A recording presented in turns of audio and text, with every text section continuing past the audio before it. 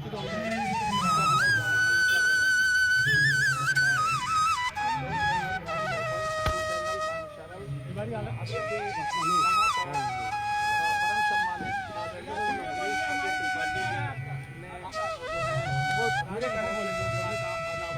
हो की प्रतिमा यहाँ पर सरयू तट पर स्थापित हो रही है।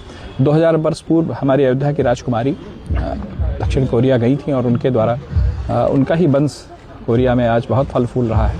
हमारी भारत सरकार ने और साउथ कोरिया गणराज्य की सरकार ने इस बात को हमारे सांस्कृतिक संबंधों के महत्व को समझते हुए कुछ दिनों पूर्व यहाँ पर अयोध्या में क्वीन हो स्मारक की स्थापना की थी। जय हिंद दोस्तों, भारत की अयोध्या में साउथ कोरिया की महारानी की भव्य मूर्ति स्थापित की और इसे देख साउथ कोरियन लोगों ने कहा, हमारा डीएनए भारतीय है और हमें गर्व है कि हमारी पूर्वज भारतीय है। नदी के किनारे साउथ कोरिया में वो पहुंची थी और राजा से विवाह हुआ था। तो ये एक दोनों देशों की सांस्कृतिक और ऐतिहासिक संस्कृति का प्रतीक है। ये प्रतिमा कहाँ बनाया गया है?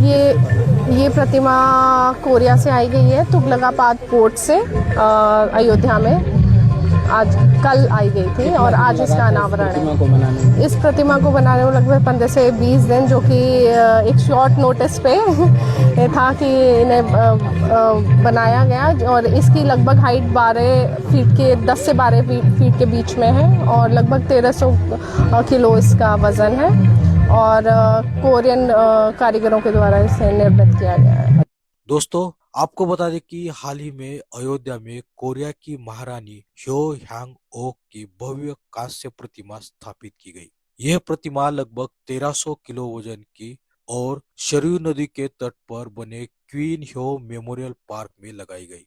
यह प्रतिमा केवल एक स्मारक नहीं बल्कि भारत और कोरिया के बीच 2000 साल पुराने रिश्ते का प्रतीक है। भारत की प्राचीन नगरी अयोध्या को पूरी दुनिया श्री राम जन्मभूमि के रूप में जानती है, लेकिन बहुत कम लोग जानते हैं कि यही अयोध्या दक्षिण कोरिया के नागरिकों के पूर्वजों की भूमि मानी जाती है। कोरियाई ऐतिहासिक ग्रंथ समग्युक युसा के अनुसार प्राचीन भारत के अयुता नामक राज्य में एक राजकुमारी जन्मी थी जिनका नाम था सूर्यरत्ना। कई इतिहासकार और सांस्कृतिक विद्वान अयुता को आज की अयोध्या से जोड़ते हैं।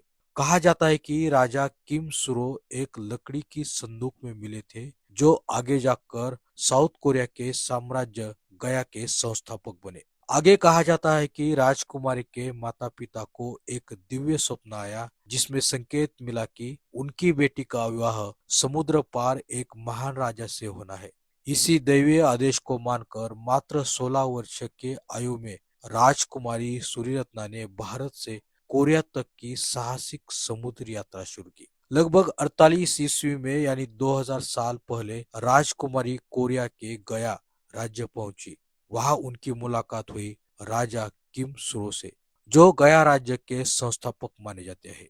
इस विवाह के बाद सूर्यरत्ना को नया नाम मिला, महारानी ह्यो ह्यांग ओक। यह विवाह केवल दो व्यक्तियों का नहीं था बल्कि भारत और कोरिया की सभ्यता को मिलन था। दक्षिण कोरिया में आज भी गिमहे किम और ह्यो वंश के करोड़ों लोग महारानी ह्यो ह्यांग ओक को अपने पूर्वज मानते हैं। इनमें से कई लोग गर्व से कहते हैं हमारी जड़ें भारत से जुड़ी है। इसी कारण हर वर्ष बड़ी संख्या में कोरियाई नागरिक अयोध्या आते हैं, सरयू तट पर श्रद्धा से नमन करते हैं और इसे अपनी मातृभूमि मानते हैं। राजकुमारी सूर्यरत्ना की कहानी ये सिद्ध करती है कि भारत केवल एक भौगोलिक क्षेत्र नहीं बल्कि विश्व सभ्यता का केंद्र रहा है। अयोध्या से कोरिया तक फैली इस कथा आज भी लोगों को जोड़ती है, गर्व का अनुभव कराती है और यह याद दिलाती है कि इतिहास केवल किताबों में नहीं बल्कि वहां लोगों की पहचान में जीवित रहता है। तो दोस्तों, अगर आपको ये वीडियो पसंद आया हो तो लाइक, कमेंट और सब्सक्राइब कीजिए।